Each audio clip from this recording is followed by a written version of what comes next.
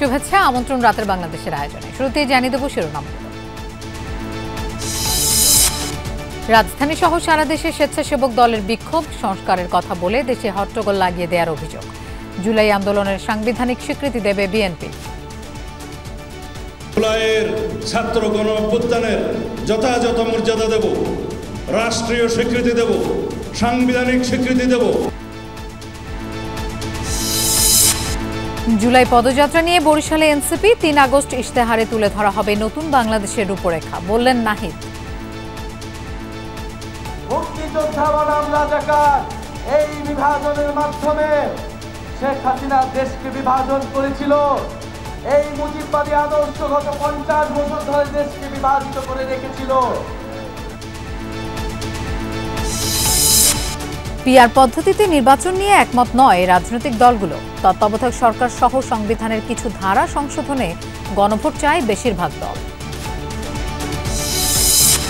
পঞ্চদশ সংশোধনী বাতিলের পর গঠিত সরকারও অবৈধ, বললেন বদিউল আলম মজুমদার।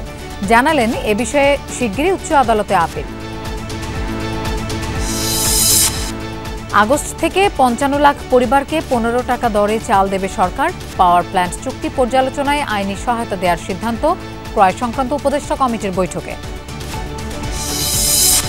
পটুয়াখালীর কলাপাড়ায় ডাকাত দলের ধর্ষণের শিকার প্রবাসী নববধূ। লুটে নিয়ে গেছে স্বর্ণালংকার ও টাকা, আটক 2।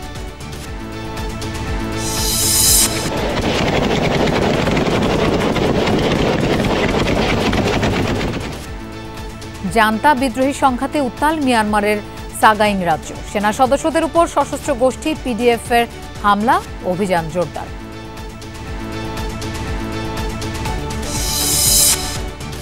এছাড়াও রাতের বাংলাদেশে আরও থাকছে।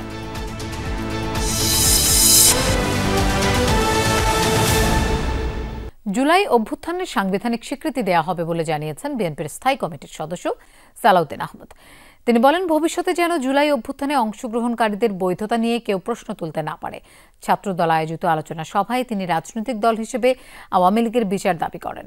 এর আগে বিকেলে স্বেচ্ছাসেবক দলের বিক্ষোভ মিছিল থেকে দেশের আইন শৃঙ্খলা পরিস্থিতির অবনতি ও তারেক রহমানের বিরুদ্ধে কটূক্তির প্রতিবাদ জানানো হয়।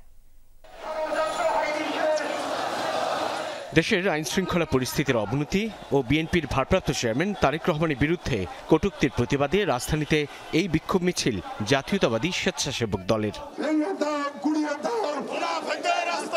নয়াপল্টন থেকে মিছিলটি শুরু হয়ে কাকরাইল, শান্তিনগর, মালিবাগ, মগবাজার, বাংলা মোটর হয়ে শাহবাগে গিয়ে শেষ হয়। যোগ দিয়ে নেতাকর্মীরা হুঁশিয়ারি করেন, বিএনপিকে নিয়ে ষড়যন্ত্র করলে রাজপথেই দেয়া হবে সমুচিত জবাব। এদিকে টিএসসিতে গণ অভ্যুত্থানের বাঁকবদলের দিন শীর্ষক আলোচনার আয়োজন করে ছাত্রদল, যেখানে যোগ দেয় জাতীয়তাবাদী ইসলামতন্ত্র আর সমাজতন্ত্রে বিশ্বাসী প্রায় সবকটি ছাত্র সংগঠন। পাহাড় আর সমতলের ছাত্র প্রতিনিধিরা বলেন, 36 দিনের আন্দোলনে নয় বরং ফ্যাসিবাদের বিরুদ্ধে ধারাবাহিক সংগ্রামী ভিত গড়েছিল অভ্যুত্থানের। দখলবাজি করার জন্য সাধারণ শিক্ষার্থীদের মুখোশ পরে কোনো ধরনের মববাজি করার চেষ্টা করে, তাহলে সেটি জুলাইয়ের স্পিরিটের সাথে অবশ্যই সাংঘর্ষিক। এই আন্দোলনকে আমরা দেখছি চিন্তায়ের চেষ্টা করা হচ্ছে, ইতিহাসকে বিকৃত করার চেষ্টা করা হচ্ছে। প্রত্যেকটি বিশ্ববিদ্যালয়ে বিরাজনীতিকরণের একটি নতুন চক্রান্ত শুরু হয়েছিল। এখনো পর্যন্ত প্রায় 31টি বিশ্ববিদ্যালয়, কলেজে সেই ছাত্র রাজনীতি বন্ধ আছে। ছাত্রদল এই ধরনের সাহসী ভূমিকা পুরো অভ্যুত্থান জুড়ে রেখেছে। এটা আসলে এটা বলে কাউকে ক্রেডিট দেওয়ার কিছু নেই। গণহত্যাকারীদের কোনো ছাড় নাই, 71-এর গণহত্যাকারীদেরও ছাড় নাই, 24-এর গণহত্যাকারীদেরও ছাড়। আজকে জাতীয় নির্বাচন নিয়ে এক ধরনের টালবাহানা করা হচ্ছে। সভায় প্রধান অতিথি বিএনপির স্থায়ী কমিটির সদস্য সালাউদ্দিন আহমদ বলেন, গণতান্ত্রিক আন্দোলনের সংগ্রামকে কালিমালিপ্ত করে একটি পক্ষ ফ্যাসিবাদ বিরোধী ঐক্যে ফাটল ধরাতে চাচ্ছে। যারা বিভিন্ন রকমের ঘটনায় বিএনপি সহ অন্যান্য দলের শীর্ষ নেতৃবৃন্দদের নামে কোৎসার ওড়ানোর চেষ্টা করছে, বিভিন্ন রকমের স্লোগানের মধ্য দিয়ে বিভক্তির চেষ্টা করছে জাতির মধ্য দিয়ে, তারা ফ্যাসিবাদের আগমনকে বোধহয় স্বাগতম জানায়। 5 মাস আগে চলতি বছরের 12 ফেব্রুয়ারি বিএনপি জুলাই ঘোষণাপত্রের প্রস্তাব জমা দেয় বলেও জানান তিনি। জুলাইয়ের ছাত্র গণ অভ্যুত্থানের যথাযথ মর্যাদা দেব, রাষ্ট্রীয় স্বীকৃতি দেব, সাংবিধানিক স্বীকৃতি দেব। সংবিধানের 4th তফসিলে তার বর্ণনা থাকবে যে সরকার গঠিত হয়েছে অন্তর্বর্তীকালীন সরকার, তার বৈধতাও ওখানে দেয়া হবে। বিএনপির এই নেতা মানবতা বিরোধী অপরাধে জড়িতদের সঙ্গে দল হিসেবে আওয়ামী লীগেরও বিচার দাবি করেন। যারা আওয়ামী লীগের নেতাকর্মী, ফ্যাসিস্ট হাসিনার মন্ত্রী, এমপি, দূষর, তাদের প্রত্যেককে আইনের আওতায় আনতে হবে। তবে এখানে আমাদের একটি কথা আছে, যদি আমরা হাজারে হাজারে লক্ষ বিচার করি তাহলে এই জাতিকে সবসময় বিচার, প্রতিশোধ, বিভক্তির মধ্যে থাকতে হবে। জাতীয় নির্বাচনকে বানচালের নীল নকশা বাস্তবায়ন শুরু হয়েছে বলেও দাবি করেন নেতারা। একটি দলকে কিভাবে জনগণের কাছে হেয় করা যায়, মিথ্যা প্রোপাগান্ডা দিয়ে মব সৃষ্টি করে। সাইফুদ্দিন রবিন, যমুনা নিউজ, ঢাকা। ষড়যন্ত্রমূলকভাবে দেশকে অস্থিতিশীল করার চেষ্টা এবং আইনশৃঙ্খলা পরিস্থিতি অবনতির প্রতিবাদে জেলায় জেলায় বিক্ষোভ মিছিল করেছে স্বেচ্ছাসেবক দল। বক্তারা বলেন, তারেক রহমানকে নিয়ে ষড়যন্ত্রে মেতে উঠেছে একটি কুচক্রী মহল। আওয়ামী লীগ সরকারের পতনের পর নতুন করে ষড়যন্ত্র রুখে দিতে নেতাকর্মীদের ঐক্যবদ্ধ থাকার আহ্বান জানান নেতারা। হুঁশিয়ারি দেন অপতৎপরতা বন্ধেরও। কেন্দ্রীয় কর্মসূচির অংশ হিসেবে চট্টগ্রামে স্বেচ্ছাসেবক দলের বিক্ষোভ মিছিল। নগরীর জমিয়াতুল ফালা মসজিদ মাঠ থেকে ১৬ শহর পর্যন্ত বিক্ষোভ করে মহানগর স্বেচ্ছাসেবক দলের নেতাকর্মীরা। পরে সমাবেশের আয়োজন করা হয়। এ সময় তারেক রহমান ও বিএনপির নামে অপপ্রচারের প্রতিবাদ জানিয়ে দোষীদের চিহ্নিত করে শাস্তিমূলক ব্যবস্থা গ্রহণের দাবি জানান তারা।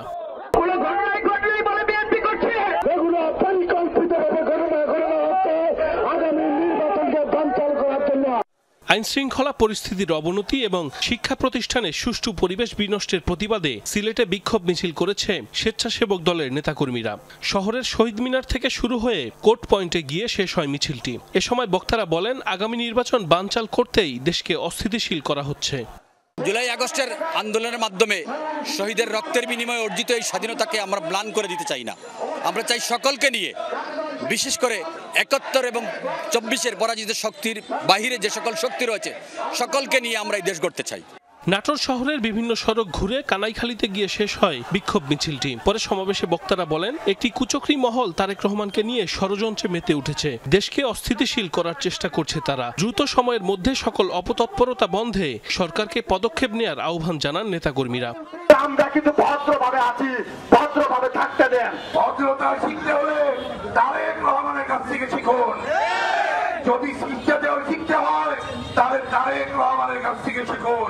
ঝালকাঠির আমতলা সড়ক থেকে বিক্ষোভ মিছিল বের করেন স্বেচ্ছাসেবক দলের নেতাকর্মীরা। পরে সংক্ষিপ্ত সমাবেশে সকল চক্রান্তের দাঁত ভাঙা জবাব দিতে সবাইকে ঐক্যবদ্ধ থাকার আহ্বান জানান বক্তারা। বলেন, আওয়ামী লীগ সরকারের পতন ঘটাতে বিএনপির প্রতিটি নেতাকর্মী রাজপথে থেকে সংগ্রাম করেছে। ফ্যাসিস্ট বিদায়ের পর একটি মহল নতুন করে ষড়যন্ত্র শুরু করেছে বলেও অভিযোগ করেন নেতাকর্মীরা।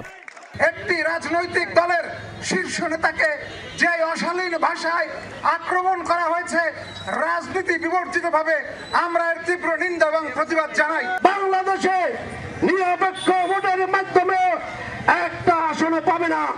বিক্ষোভ মিছিল হয়েছে পটুয়াখালীতেও। শহরের নতুন বাজার এলাকার দলীয় কার্যালয় থেকে মিছিল বের করে নেতাকর্মীরা। বিভিন্ন সড়ক প্রদক্ষিণ করে একই স্থানে গিয়ে শেষ হয় মিছিলটি। পরে সেখানে সংক্ষিপ্ত সমাবেশের আয়োজন করা হয়।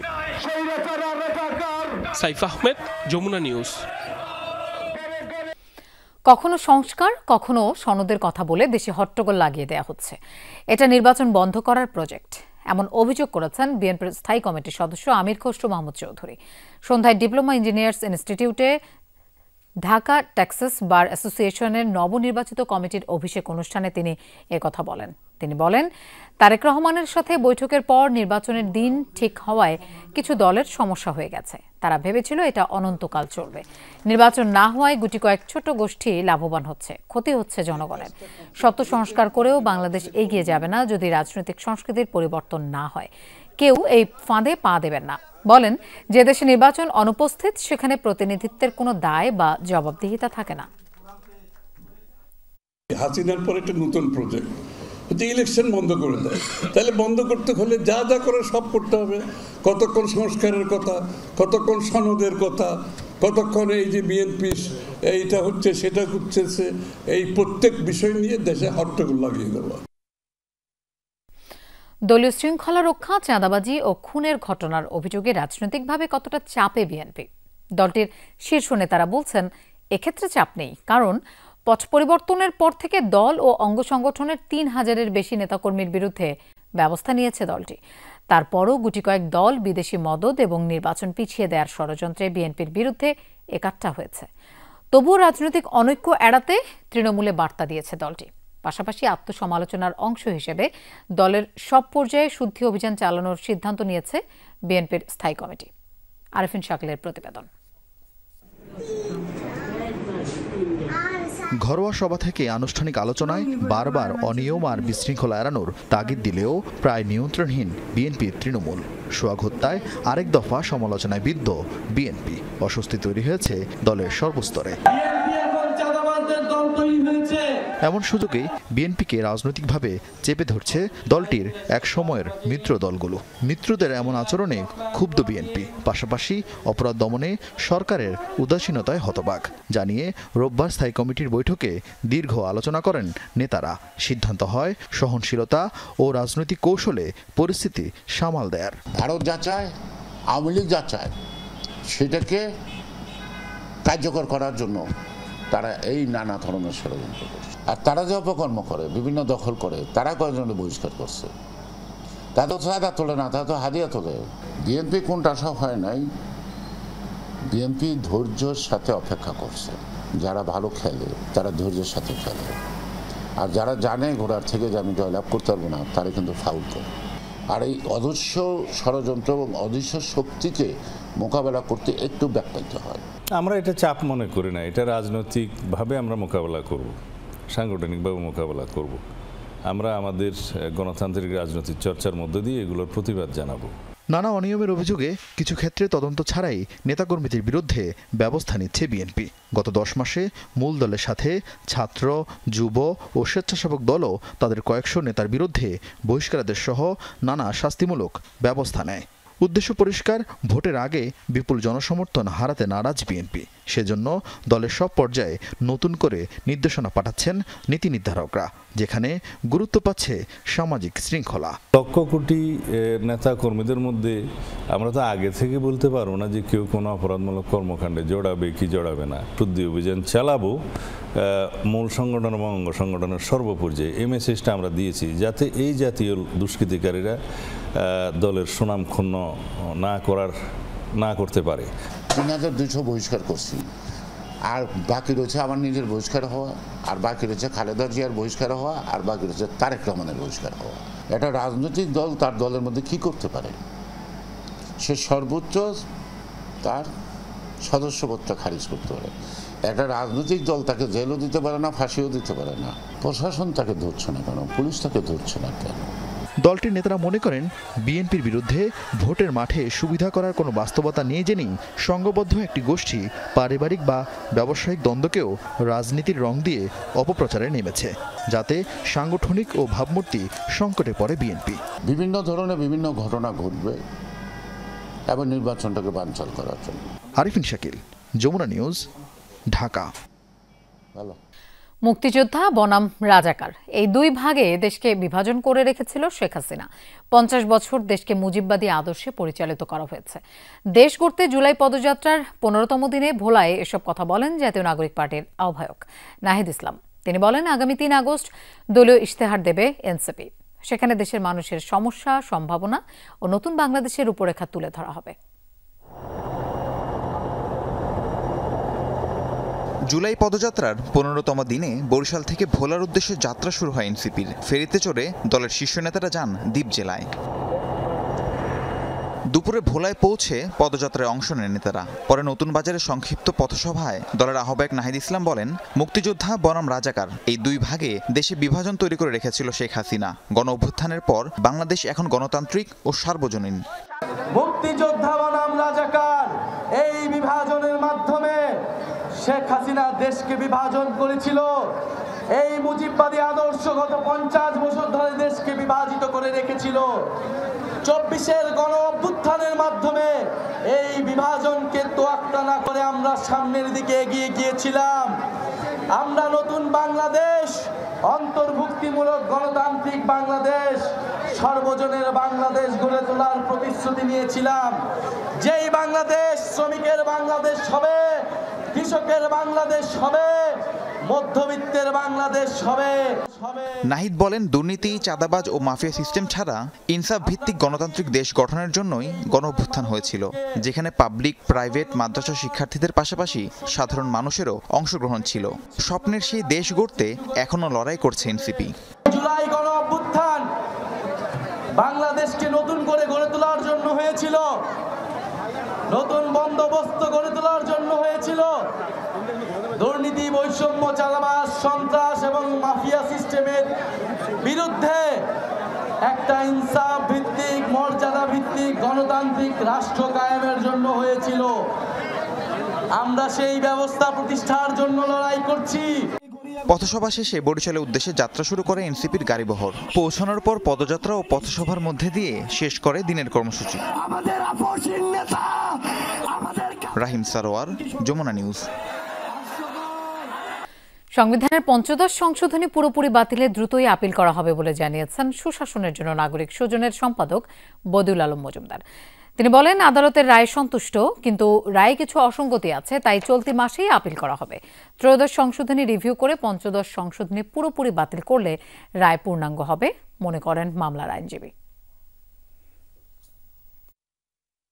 আওয়ামী লীগ সরকার আমলে 2011 সালে 30 জুন জাতীয় সংসদে পাশ হয় সংবিধানের পঞ্চদশ সংশোধনী। এই সংশোধনীর মাধ্যমে তত্ত্বাবধায়ক সরকার ব্যবস্থার কফিনে শেষ প্যারেক মারা হয়। আগে মেয়াদ শেষ হওয়ার পরবর্তী 90 দিনের মধ্যে নির্বাচন করার বিধান থাকলেও ওই সংশোধনীতে পূর্ববর্তী 90 দিনের মধ্যে নির্বাচন করার বিষয়টি সংযোজন করা হয়।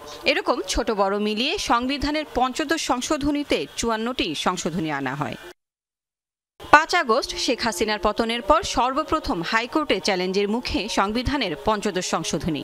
18 আগস্ট সুজন সম্পাদক বদিউল আলম মজুমদার সহ 5 বিশিষ্ট ব্যক্তি পঞ্চদশ সংশোধনী বাতিলের আবেদন করেন। রিটের চূড়ান্ত শুনানিতে পক্ষভুক্ত হয় বিএনপি, জামায়াত সহ কয়েকটি রাজনৈতিক দল ও সংগঠন।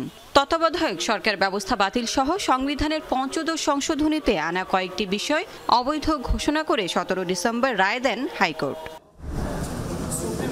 গত সপ্তাহে পূর্ণাঙ্গ রায় প্রকাশ করে হাইকোর্ট। এতে সন্তোষ প্রকাশ করলেও পঞ্চদশ সংশোধনী পুরোপুরি বাতিলে দ্রুতই আপিল করার কথা জানান রিটকারী বদিউল আলম মজুমদার। পঞ্চদশ সংশোধনী মামলার রায়ে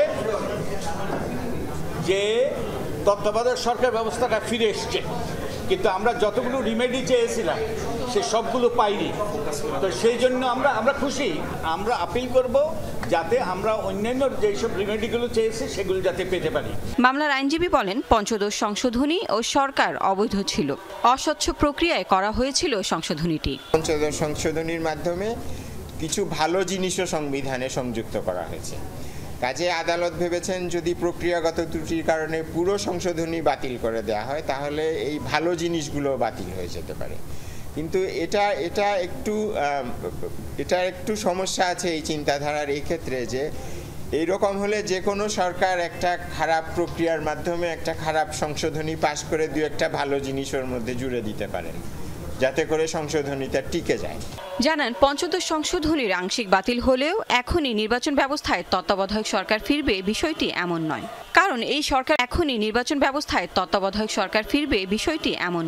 কারণ এই সরকার ব্যবস্থা ফেরাতে ত্রয়োদশ সংশোধনী রিভিউ শুনানি অপেক্ষায় আছে আপিল বিভাগে। আশা করি অচিরে হয়তো শুনানি শুরু হবে। লাভলি বিথি, যমুনা নিউজ, ঢাকা। প্রধান উপদেষ্টা ডক্টর মোহাম্মদ ইউনূসের সাথে সাক্ষাৎ করেছেন ক্যাথলিক চার্চের দূত আর্চবিশপ কেভিন এস র্যান্ডাল। মঙ্গলবার রাষ্ট্রীয় অতিথি ভবন যমুনায় সাক্ষাৎ করেন তিনি। সাক্ষাৎকালে তিনি আগামী 6 থেকে 12 সেপ্টেম্বর আন্তঃধর্মীয় সংলাপ অনুষ্ঠানে অংশগ্রহণের জন্য ডক্টর ইউনূসকে আমন্ত্রণ জানান। তিনি এই সংলাপকে একটি দ্বিমুখী পদ্ধতি হিসেবে উল্লেখ করে বলেন, এর মাধ্যমে একদিকে একাডেমিক আলোচনার সুযোগ তৈরি হবে, অপরদিকে বাস্তব জীবনের সংলাপের মাধ্যমে বৃহত্তর জনগণের মধ্যে সহনশীলতা ও সম্প্রীতির বার্তা ছড়িয়ে দেওয়া যাবে। এই কর্মসূচির মূল লক্ষ্য সহনশীলতা, সম্প্রীতি এবং বন্ধুত্বের সংস্কৃতি সমৃদ্ধ করা। সেপ্টেম্বরে ফ্রাতেল্লি তুত্তি ফাউন্ডেশনের একটি অনুষ্ঠানে অংশগ্রহণের জন্য প্রধান উপদেষ্টাকে রোম সফরের আমন্ত্রণও জানান। আমন্ত্রণ জানানোর জন্য অধ্যাপক ইউনূস আর্চবিশপকে ধন্যবাদ জানান। তিনি নতুন পোপের প্রতিও শুভেচ্ছা জ্ঞাপন করেন। জুলাই শহীদ দিবস উপলক্ষে আগামীকাল 16 জুলাই রাষ্ট্রীয়ভাবে শোক পালন হবে। মঙ্গলবার মন্ত্রিপরিষদ বিভাগের এক প্রজ্ঞাপনে এই সিদ্ধান্ত জানানো হয়েছে। এই উপলক্ষে বুধবার দেশের সব সরকারি, আধা সরকারি ও স্বায়ত্তশাসিত প্রতিষ্ঠান এবং শিক্ষা প্রতিষ্ঠান সহ সব সরকারি বেসরকারি ভবন এবং বিদেশে বাংলাদেশ মিশনগুলোতে জাতীয় পতাকা অর্ধনমিত থাকবে। এছাড়া জুলাই অভ্যুত্থানে শহীদের জন্য মসজিদ সহ ধর্মীয় উপাসনালয়ে বিশেষ দোয়া ও প্রার্থনার আয়োজন করা হবে। গত 29 জুন উপদেষ্টা পরিষদের বৈঠকে সরকার প্রতি বছর 16 জুলাইকে জুলাই শহীদ দিবস হিসেবে ঘোষণা করে। 2024-এর জুলাইয়ে আন্দোলন চলাকালে গত বছরের এই দিনে রংপুরে পুলিশের গুলিতে নিহত হন বেরবির শিক্ষার্থী আবু সাইদ। তাই দিনটিকে এই জুলাই শহীদ দিবস হিসেবে ঘোষণা করা হয়। গণভবনকে জুলাই গণ অভ্যুত্থান স্মৃতি জাদুঘরে রূপান্তরের কাজের জন্য দরপত্র আহ্বান না করে সরাসরি ক্রয় পদ্ধতিতে বাস্তবায়ন করা হবে। এজন্য খরচ হবে 111 কোটি 19 লাখ টাকা। অর্থ উপদেষ্টার সভাপতিত্বে ক্রয় সংক্রান্ত উপদেষ্টা কমিটির বৈঠকে এই বিষয়ে নীতিগত অনুমোদন দেওয়া হয়েছে। বৈঠকে আওয়ামী লীগ সরকারের আমলে আইপিপি সংশ্লিষ্ট বিদ্যুৎ কেন্দ্র সংক্রান্ত দেশি বিদেশি সব চুক্তি পর্যালোচনায় আইনি সহায়তার অনুমোদনও দেওয়া হয়। অন্যদিকে খাদ্য উপদেষ্টা জানান, আগস্ট থেকে খাদ্যবান্ধব কর্মসূচির আওতায় 55 লাখ পরিবারকে স্বল্প মূল্যে 30 কেজি করে চাল দেওয়ার কর্মসূচি শুরু হবে। জুলাই গণ অভ্যুত্থানে স্মৃতি সংরক্ষণে জাদুঘরে রূপান্তরিত হচ্ছে গণভবন। 5 আগস্ট এর উদ্বোধন, তাই সময় কম থাকায় এর নির্মাণ কাজ দরপত্র ছাড়া সরাসরি ক্রয় পদ্ধতিতে দুটি প্রতিষ্ঠানকে দেওয়ার সিদ্ধান্ত হয়েছে। এর মধ্যে ইএম বা বৈদ্যুতিক যান্ত্রিক অংশের কাজের জন্য খরচ ধরা হয়েছে 40 কোটি টাকা, আর পূর্ত অংশের জন্য ব্যয় হচ্ছে 70 কোটি 37 লাখ টাকা। সব মিলিয়ে জাদুঘরের জন্য ব্যয় হবে 111 কোটি 19 লাখ 81 হাজার টাকা। এ সংক্রান্ত প্রস্তাবের অনুমোদন দিয়েছে অর্থনৈতিক বিষয় সংক্রান্ত উপদেষ্টা কমিটি। 5 আগস্ট মাননীয় প্রধান উপদেষ্টা উদ্বোধন করবেন ওই জুলাই স্মৃতিঘরের কিছু কনস্ট্রাকশন, স্মৃতি জাদুঘরের ব্যাপারে আমরা অ্যাপ্রুভ করেছি কিছু কাজ, সেটা 5 আগস্টের মধ্যে সম্পূর্ণ কাজ তো অলরেডি শুরু হয়ে গেছে। অর্থ উপদেষ্টা এ সময় ইন্ডিপেন্ডেন্ট পাওয়ার প্ল্যান্ট বা আইপিপি সংক্রান্ত চুক্তি পর্যালোচনা নিয়েও কথা বলেছেন। বিগত সরকারের সময় কতগুলো ইন্ডিপেন্ডেন্ট পাওয়ার প্ল্যান্টের কতগুলো চুক্তি হয়েছিল, চুক্তিতে আমরা দেখেছি অনেক অসম ক্লজ ছিল, সেগুলো রিভিউ করার জন্য, এই জন্য আমাদের আইনি সহায়তা দরকার। অর্থ উপদেষ্টার সভাপতিত্বে অনুষ্ঠিত খাদ্য পরিকল্পনা ও পরিধারণ কমিটির সভায় আগস্ট থেকে খাদ্য বান্ধব কর্মসূচি চালুর সিদ্ধান্তও হয়েছে। 55 লাখ পরিবার 30 কেজি করে চাল পাবে 6 মাস, আগস্ট, সেপ্টেম্বর, অক্টোবর, নভেম্বর পর্যন্ত পাবে আমাদের বর্তমান পরিকল্পনা অনুসারে। এরপর ডিসেম্বর, জানুয়ারি পাবে না, আবার ফেব্রুয়ারি, মার্চ পাবে। আন্তর্জাতিক দাম চালের বিশেষ করে কমছে, আমরা একটু কম্পিটিটিভ সাথে আমরা চেষ্টা করছি যেমনি হোক বাজার মূল্য স্থিতিশীল করা। সেখানে আপস অ্যান্ড ডাউন থাকবে, সব পণ্যের দাম একসাথে কমে যাবে সেটা কোনোদিন সম্ভব না, সব পণ্যের দাম একসাথে বেড়ে যাবে সেটাও কাম্য না। অর্থ ও খাদ্য উপদেষ্টা বলেন, দেশে পর্যাপ্ত খাদ্য মজুদ আছে। বড় বন্যার আশঙ্কা মাথায় রেখে সরকারিভাবে 4 লাখ টন চাল আমদানির সিদ্ধান্ত হয়েছে। ঠিক আছে। আলমগীর স্বপন, যমুনা নিউজ, ঢাকা। দ্বিকক্ষ বিশিষ্ট সংসদের বিষয়ে একমত হলেও উচ্চকক্ষের গঠন নিয়ে ঐকমত্যে পৌঁছেনি রাজনৈতিক দলগুলো। ভোটের অনুপাতে এবং সংসদ সদস্যদের সংখ্যানুপাতিক পদ্ধতি নিয়েও ঐকমত্য হয়নি। রাজনৈতিক দলগুলোর সঙ্গে বৈঠক শেষে জানিয়েছেন কমিশনের সহ সভাপতি ডক্টর আলী রিয়াজ। তিনি বলেন, মৌলিক সংস্কার হিসেবে গুরুত্বপূর্ণ এসব সিদ্ধান্তে রাজনৈতিক দলগুলোকে ঐকমত্যে আসতে হবে। তাই দলগুলোকে নিজেদের মধ্যে আলোচনা অব্যাহত রাখার আহ্বান জানিয়েছে কমিশন। রাজধানীর ফরেন সার্ভিস একাডেমিতে রাজনৈতিক দলগুলোর সঙ্গে জাতীয় ঐকমত্য কমিশনের দ্বিতীয় দফার 14তম বৈঠক। দ্বিকক্ষ বিশিষ্ট সংসদ এবং সংবিধান সংশোধন ইস্যুতে চলে দিনভর আলোচনা। দ্বিকক্ষ বিশিষ্ট সংসদ প্রতিষ্ঠা নিয়ে রাজনৈতিক দলগুলো একমত হলেও উচ্চকক্ষ গঠন প্রক্রিয়া নিয়ে ঐকমত্যে পৌঁছাতে পারেনি। জামায়াত নারী আসন সহ সব ক্ষেত্রে পিআরের পক্ষে থাকলেও এমন প্রস্তাবে রাজি নয় বিএনপি, আর পিআর ইস্যুতে ছাড় দিতে নারাজ এনসিপিও। মৌলিক সংস্কারের মোটা দাগের যে বিষয়গুলো আছে সেই প্রশ্নটা উত্থাপিত হলেই বিএনপির তরফ থেকে এবং তাদের সঙ্গে আরো গুটি কতক দল তারা সেখানে বাধা তৈরি করছেন। উচ্চকক্ষ এবং নিম্নকক্ষ পুরাটাই, নিম্নকক্ষ যদি 4 আসন হয় পুরাটাই পিআর সিস্টেমে করাটা হচ্ছে আমাদের দাবি। সবগুলোই আমরা পিআর চাই। যারা ওখানে রিপ্রেজেন্ট করবেন তাদের নির্বাচন পদ্ধতি আমরা বলেছি বিদ্যমান যে সংবিধানে নারী সংরক্ষিত নারী আসন যেভাবে হয় আসনের অনুপাতে সেই হিসাবে সেখানে যাবে। সেটা তো পরিষ্কার, আমরা পিআর পদ্ধতিতে চাই না উচ্চকক্ষ, আমরা তো আগেই বলেছি। আমরা বলেছিলাম যে দলগুলোর সারা দেশে প্রাপ্ত ভোটের সংখ্যানুপাতিক হারে উচ্চ কক্ষের প্রতিনিধিত্ব সেটা নির্বাচিত হওয়া দরকার। সংস্কারকে কোনো দলের মুখাপেক্ষি করে ফেলে কিংবা দলের সম্মতির উপরে নির্ভর করে তাহলে কিন্তু অনেকগুলো মৌলিক সংস্কার শেষ পর্যন্ত আমরা ঐক্যমতে পৌঁছাতে পারবো না এবং এটা বাস্তবায়ন সম্ভব হবে না। তত্ত্বাবধায়ক সরকারের মতো মৌলিক বিষয়ে সংশোধনী আনতে হলে গণভোটের পক্ষে মত দেয় অধিকাংশ দল। 58 বা যেখানে তত্ত্বাবধায়ক সরকারের কথা বলা হয়েছে, এই বিষয়গুলোতে যদি সংবিধানে কোনো সংশোধনী নিয়ে আসতে হয় তাহলে সেটা গণভোটের মাধ্যমে সেটাকে পাশ করতে হবে। কিছু ইস্যু আছে যেগুলো শুধু 2/3 দিলেই হওয়া উচিত না, মানুষকেও নেশনকে ইনভলভ করা দরকার হয়। 3-4টা ধারা সেখানে উল্লেখ করা হচ্ছে, তো আমরা সেটা তো এগ্রি করেছি। আর্টিকেল 8, 48, 56 এবং 142 ইটসেলফ, এখানে যদি কোনো সংশোধনী আসে, পরিবর্তন আসে, সেটা পাশ হওয়ার পরেও রাষ্ট্রপতি সিগনেচারের আগে সেটা গণভোটে দিতে হবে। আলোচনা শেষে ঐকমত্য কমিশনের সহসভাপতি বলেন, কমিশনের ব্যর্থ হওয়ার সুযোগ নেই, দায়িত্ব নিতে হবে দলগুলোকেও। ঐকমত্য কমিশনের ব্যর্থ হওয়ার কোনো সুযোগ নেই। এই যে কাঠামো পরিবর্তনের যে দায়িত্ব দেওয়া হয়েছে সেটা আমাদের পালন করতে হবে, কিন্তু এটা কমিশনের একমাত্র দায়িত্ব নয়, আমাদের সকলে মিলে সাফল্য অর্জন করতে হবে। এর কোনো ব্যতিক্রমের জায়গা আমাদের সামনে নেই। আগামী রোববার আবারও আলোচনা হবে দলগুলোর সঙ্গে। ফয়সাল মাহমুদ, যমুনা নিউজ, ঢাকা। পটুয়াখালীতে ডাকাতির সময় প্রবাসী নববধূকে দলবদ্ধ ধর্ষণের ঘটনায় মামলা করেছেন স্বামী। মঙ্গলবার সকালে সন্দেহভাজন দুজনকে কলাপাড়া থেকে আটক করেছে পুলিশ। বিকেলে ভুক্তভোগীর স্বামী থানায় মামলা করেন। স্থানীয়রা জানায়, সোমবার রাতে বাসার গ্রিল কেটে ভুক্তভোগী ও তার স্বামীর ঘরে প্রবেশ করে ডাকাত দল।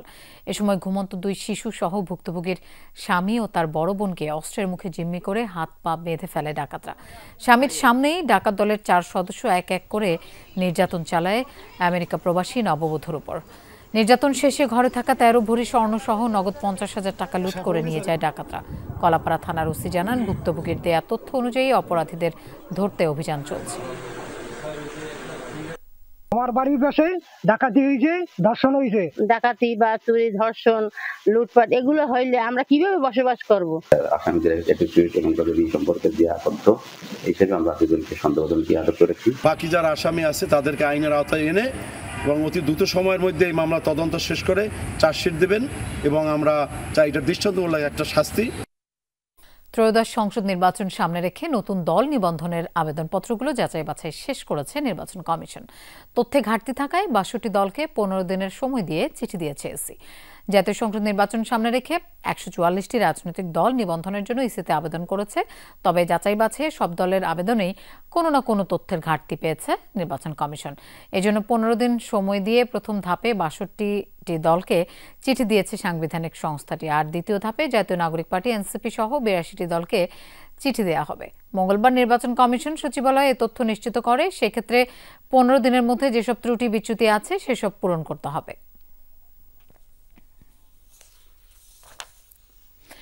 অতীতে কোনো কোনো দেশ একটি রাজনৈতিক দলের সাথে সম্পর্ক স্থাপন করেছিল, যা দেশের সাধারণ মানুষ ভালোভাবে নেয়নি বলে মন্তব্য করেছেন জামায়াতে ইসলামের আমির ডাক্তার শফিকুর রহমান। টানা 5 দিনের চীন সফর শেষে রাত 10টায় দেশে ফিরে শাহজালাল আন্তর্জাতিক বিমানবন্দরে এই মন্তব্য করেন তিনি। ডাক্তার শফিকুর রহমান বলেন, সমতা ও ন্যায্যতার ভিত্তিতে চীনের সাথে বন্ধুত্বপূর্ণ সম্পর্ক গড়ে তুলতে চায় জামায়াত। বর্তমানে সব রাজনৈতিক দলের সাথে চীনের বন্ধুত্বপূর্ণ সম্পর্ক দেশকে এগিয়ে নেবে বলেও আশা করেন তিনি। জামায়াতে আমির বলেন, ঢাকা বিশ্ববিদ্যালয়ের বাইরে বাংলাদেশের আরও 3টি বিশ্ববিদ্যালয়ে চায়না কর্নার গড়ে তোলা হবে বলে জানিয়েছে চীন সরকার। এই সফরের মধ্যে দিয়ে দুদেশের সম্পর্ক আরও গভীর ও জোরদার হবে আশা করেন ডাক্তার শফিকুর রহমান। দুই দেশের বন্ধুত্ব আরও ঘনিষ্ঠ হবে এবং বিশেষ করে পার্টি টু পার্টি আমাদের ঘনিষ্ঠতা আরও বাড়বে। আমরা তাদেরকে অনুরোধ করেছি, অতীতে কোনো দেশ একটা মাত্র দলের সাথে সম্পর্ক করেছিল, জনগণের সাথে তাদের কোনো সম্পর্ক ছিল না, কিন্তু আমরা তাদেরকে অনুরোধ করেছি যে না, আমরা চায়নাকে দেখতে চাই G2G, P2P, অর্থাৎ তারা সরকারে মিলবে, আবার তারা জনগণের সাথেও সম্পর্ক করবে। কেউ কেউ উস্কানি দিচ্ছে, সে ব্যাপারে সচেতন থাকতে নেতাকর্মীদের নির্দেশ দিয়েছেন যুবদলের সভাপতি আব্দুল মোনায়েম মুন্না। বিকেলে রাজধানীর রমনায় ইঞ্জিনিয়ার্স ইনস্টিটিউটে বাংলাদেশ জাতীয়তাবাদী যুবদল আয়োজিত দেশের সমসাময়িক পরিস্থিতি নিয়ে বিশেষ সভায় তিনি কথা বলেন মব কালচার 5 আগস্ট পরবর্তী সময় চালু হয়েছে। অন্তর্বর্তী সরকারের নির্লিপ্ততায় আইন শৃঙ্খলার চরম অবনতি হয়েছে বলে অভিযোগ তার। এ সময় যুবদলের সাধারণ সম্পাদক নুরুল ইসলাম নয়ন বলেন, নির্বাচন নিয়ে ষড়যন্ত্র হচ্ছে। ফ্যাসিবাদী সরকারের পতন হলেও ব্যবস্থার পুরোপুরি বিলোপ নিয়ে প্রশ্ন তোলেন তিনি। বলেন, অস্থিরতা তৈরি করা হচ্ছে, অশালীন বক্তব্য শুনতে হচ্ছে। সবাইকে ভিন্ন মতের প্রতি শ্রদ্ধা জানাতে আহ্বান জানান তিনি।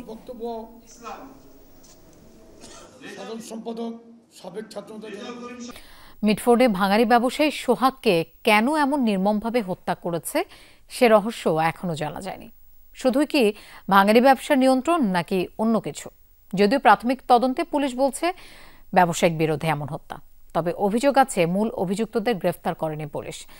ডিএমপির মুখপাত্র বলছেন, হত্যার পরিকল্পনাকারী সহ কুশীলবদের খুঁজে বের করা হবে।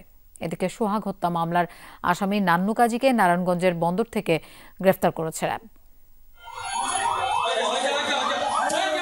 মিটফোর্ডে ভাঙারি ব্যবসায়ী সোহাগ হত্যার অন্যতম আসামি নান্নু কাজী সোমবার রাতে নারায়ণগঞ্জের বন্দর এলাকা থেকে তাকে গ্রেফতার করেছে র্যাব। র্যাব জানায়, উপজেলার বালিয়াগাঁওয়ে নান্নুর মামাবাড়ির পাশের একটি বাড়ি থেকে তাকে গ্রেফতার করা হয়। ব্যবসায়ী সোহাগকে পাথর দিয়ে নির্মমভাবে হত্যার মূল অভিযুক্ত 4 জনের একজন নান্নু। এই ঘটনায় এখন পর্যন্ত 8 জনকে গ্রেপ্তার করেছে পুলিশ। রবিন নামে একজন আদালতে স্বীকারোক্তিমূলক জবানবন্দিও দিয়েছে, বাকিরা রিমান্ডে। এরপরও এই হত্যাকাণ্ড নিয়ে রয়েছে ধোঁয়াশা। পুলিশ বলছে, ভাঙারি ব্যবসার নিয়ন্ত্রণ নিয়ে বিরোধ থেকে এই হত্যার ঘটনা ঘটতে পারে। তবে মূল আসামিদের আড়াল করা হচ্ছে এমন অভিযোগ একটি রাজনৈতিক দলের। তদন্তের ক্ষেত্রে কোনো রকমের আন্তরিকতা ঘাটতি নেই। আমরা সম্পূর্ণ পেশাদারিত্বের সাথে আমরা কোনো রকম বাহ্যিক চাপ ব্যতি রেখে আমরা আমাদের উপর যে অর্পিত দায়িত্ব সেটা পালন করছি। ডিএমপির এই মুখপাত্র জানান, সোহাগ হত্যার পরিকল্পনাকারী ও এর পেছনের কুশীলবদের খুঁজে বের করা হবে। একটা বিষয় কি, কোনো ঘটনার সব আদ্যপান্ত বিশ্লেষণ না করে উপসংহারে পৌঁছানো খুব কঠিন। এই ক্ষেত্রে এটা তার ব্যতিক্রম না। আমরা নিবিড় তদন্ত করছি, আশা করি আমাদের তদন্তে সবকিছু বেরিয়ে আসবে। গত বুধবার মিটফোর্ড এলাকায় সোহাগকে প্রকাশ্যে নৃশংসভাবে হত্যা করে একদল সন্ত্রাসী। রাব্বি সিদ্দিকী, যমুনা নিউজ, ঢাকা। পাকিস্তান ভিত্তিক নিষিদ্ধ জঙ্গি সংগঠন তেহরিকে তালেবান পাকিস্তান টিটিপির সঙ্গে জড়িত থাকার অভিযোগে শামীম মাহফুজকে গ্রেফতার করা হয়েছে। শামীম জঙ্গি সংগঠন জামায়াতুল আনসার ফিল হিন্দাল শারকিয়ার প্রতিষ্ঠাতা। শামীম মাহফুজকে গ্রেফতার করা হয়েছে সাভার মডেল থানায় দায়ের হওয়া একটি মামলায়। মামলাটি দায়ের করেছিল জঙ্গিবাদ দমনে পুলিশের বিশেষ unit, anti terrorism unit, ATU. ওই মামলায় মঙ্গলবার থেকে তাকে রিমান্ডে পেয়েছে এটিইউ। সোমবার সন্ধ্যায় নারায়ণগঞ্জ থেকে শামীমকে গ্রেফতার করে র্যাব। সেদিনই তাকে এটিইউতে হস্তান্তর করা হয়। পরে তাকে ঢাকার ম্যাজিস্ট্রেট আদালতে হাজির করলে তার 5 দিনের রিমান্ড মঞ্জুর করেন আদালত। বগুড়ায় শ্বশুর ও পুত্রবধূকে হত্যা ঘটনায় 3 জনকে এবং ময়মনসিংহে 3 খুনের আসামিকে গ্রেফতার করেছে পুলিশ। মঙ্গলবার দুপুরে বগুড়ার গোয়েন্দা শাখায় আয়োজিত সংবাদ সম্মেলনে এই তথ্য জানানো অতিরিক্ত পুলিশ সুপার। এর আগে সোমবার রাতে রাজধানীর কমলাপুর স্টেশন থেকে 3 জনকে গ্রেফতার করা হয়। গেল 9 জুলাই রাতে বগুড়ার দুপচাচিয়ার মাদ্রাসা শিক্ষক আফতাব হোসেনের বাড়িতে ঢুকে 11 সদস্যের ডাকাত দল শ্বাসরোধ করে তাকে হত্যা করে। পরে তার পাশের ঘরে ঘুমিয়ে থাকা আফতাবের পুত্রবধূ রিভাকে হত্যার পর নগদ টাকা ও স্বর্ণালংকার লুট করে তারা। ঘটনায় জড়িত বাকি আসামিদের গ্রেফতারে কাজ করছে পুলিশ। এদিকে মঙ্গলবার বিকেলে ময়মনসিংহের 3 খুনের ঘটনার প্রধান আসামি নজরুল ইসলামকে গ্রেফতার করে পুলিশ। গাজীপুরের জয়দেবপুরের অভিযান চালিয়ে তাকে গ্রেফতার করা হয়। সোমবার রাতে ভালুকায় একটি বসতঘর থেকে 2 শিশু ও 1 গৃহবধূর মরদেহ উদ্ধার হয়। আসামি নজরুল সম্পর্কে নিহত গৃহবধূর দেবর ছিলেন এবং তারা একই বাসায় থাকতেন। ঘটনার পরপর নজরুল পালিয়ে যায়। পরে নিহতের স্বামী ভালুকা থানায় মামলা করেন। রাতের বাংলাদেশে আবারও একটা বিরতি নিচ্ছি, ফিরছি একটু পরেই, আমাদের সাথেই থাকুন। আরেকবার স্বাগত, আপনারা দেখছেন রাতের বাংলাদেশ। সামরিক জান্তার সাথে বিদ্রোহী গোষ্ঠীর সংঘর্ষকে কেন্দ্র করে আবারও উত্তাল মিয়ানমারের বিভিন্ন অঞ্চল। এর মধ্যে সবচেয়ে বড় সংঘাত চলছে সাগাইং রাজ্যে। সম্প্রতি পিডিএফ বিদ্রোহীরা অতর্কিতে হামলা চালায় জান্তা বাহিনীর ঘাঁটিতে। এ সময় গোলাগুলিতে হতাহত হয় দুই পক্ষের বেশ কয়েকজন। এই ঘটনার পর অঞ্চল জুড়ে অভিযান শুরু করে সামরিক বাহিনী। অন্যদিকে কাইন রাজ্যে চলছে কারেন বিদ্রোহীদের সাথে জান্তা বাহিনীর সংঘাত।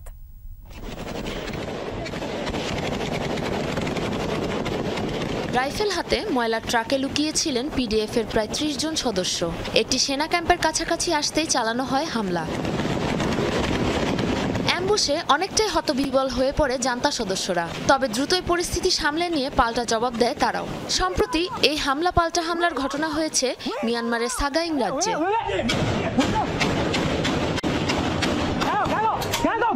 এরই মাঝে সামাজিক যোগাযোগ মাধ্যমে ছড়িয়ে পড়েছে ভিডিওটি। স্থানীয় গণমাধ্যমগুলো বলছে কানাবালি শহরের ঘটনা এটি। ঘটনায় বেশ কয়েকজন হতাহত হয়েছে বলেও জানানো হয়।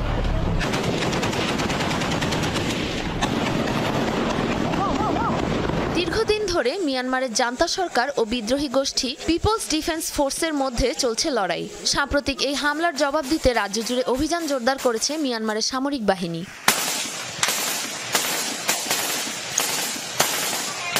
এর আগে কাইন রাজ্যে একটি সেনাঘাঁটিতে হামলা চালায় কারেন বিদ্রোহীরা। আন্তর্জাতিক বিভিন্ন গণমাধ্যম বলছে ওই হামলার পর থাইল্যান্ডে পালিয়ে গেছে শতাধিক সেনা সদস্য। সাবরিনা নুসরাত, যমুনা নিউজ। সাফ অনূর্ধ্ব ২০ নারী ফুটবল চ্যাম্পিয়নশিপের খবর। ইতিহাসে বিচিত্র এক ঘটনার সাক্ষী হলো বাংলাদেশ ভুটান ম্যাচ। দুই ভেন্যু মিলিয়ে শেষ হয়েছে আন্তর্জাতিক এই ম্যাচ, যেখানে ম্যাচের প্রথমার্ধ হয়েছে কিংস অ্যারেনায় আর দ্বিতীয়ার্ধ হয়েছে কিংস অ্যারেনার অনুশীলন গ্রাউন্ডে। বৃষ্টি বিঘ্নিত ম্যাচে ভুটানকে ৪-১ গোলে হারালো বাংলাদেশ। লাল সবুজের হয়ে হ্যাট্রিক করেছেন শান্তি মার্দি। কিংস অ্যারেনায় ম্যাচের শুরু থেকেই বৃষ্টি, ভেজা মাঠে ফুটবল খেলায় কঠিন ছিল। তারপরও প্রথমার্ধে ১ গোলে এগিয়ে ছিল বাংলার জয়িতারা। দ্বিতীয়ার্ধে কয়েক দফা মাঠ পরিদর্শন করেও খেলা শুরু করতে পারেনি ম্যাচ কমিশনার। এরপর অদ্ভুত ঘটনার সাক্ষী হয় সাফ ফুটবল। ৩ ঘন্টা ম্যাচ বন্ধ থাকার পর অবশেষে ম্যাচের বাকি অংশ গড়ায় কিংস অ্যারেনার প্র্যাকটিস গ্রাউন্ডে। নতুন মাঠে আরও ৩ গোল দিয়ে টেবিলের শীর্ষস্থান অক্ষুণ্ণ রাখল পিটার বাটলার শিষ্যরা। দর্শক, এই ছিল রাতে বাংলাদেশের আয়োজনে। আর এতক্ষণ সাথে থাকার জন্য ধন্যবাদ সবাইকে। শুভরাত্রি।